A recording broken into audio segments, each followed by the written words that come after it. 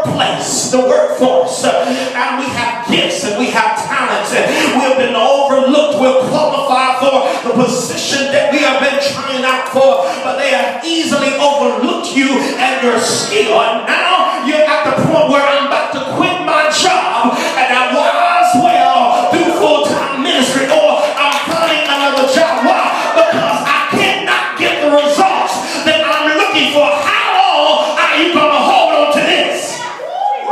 That is not even the topic. If it's just an hour, it's just a little pain. If it was several hours, it's just beginning to ache. In a few weeks or months or years, you don't even realize that you've been paralyzed. And as a consequence, while you are standing, your equilibrium is off, which means you cannot stand straight when your equilibrium is off. And some of you, from a spiritual standpoint, your equilibrium is actually off. You have fluid in your ears, and you cannot stand up straight. I wish I had somebody to understand it here, that some of you are walking sideways. You're not walking upright and righteous in God because of what you are hiding for so many years now. And some of you in here are asking, I feel like preaching right there.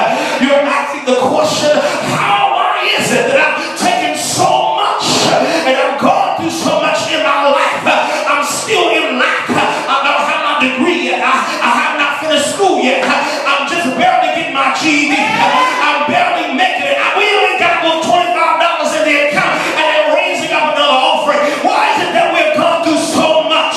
I'm a little thrown off about why I'm going through the things that I'm going through. Can you just look at somebody again and say, I'm just a little thrown off?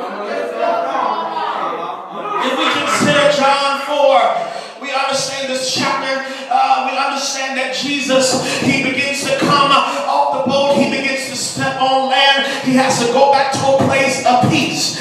And he begins to meet a Samaritan woman, which is called Sychar, near to the parcel of the ground that Jacob gave to his son. Verse 6 in chapter 4 of John says, now Jacob's well was there. Jesus, therefore, being wearied with his journey, sat thus on the well. I got that preaching voice right now, feel God. And it was about the 6th hour. There cometh a woman. Now let me work that real quick. The number 6 represents the creation and the fall of mankind. So we see here that in the 6th hour, the hour that man was created, and yet on the 6th day man was created, and God's his plan for the earth, we understand here that God meets a woman there, a Samaritan woman, to draw water.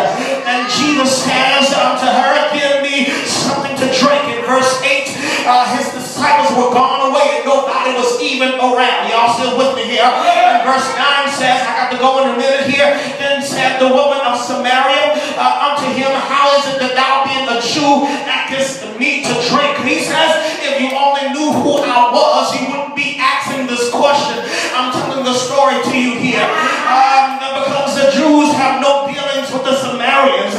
And it's just so funny how people from Williamsburg don't have nothing to do with people in, I'm sorry, what city is this? Waynesboro don't have nothing to do with folks in Charlottesville. And if you live in Palmyra, we don't speak and we live in Fishersville because we don't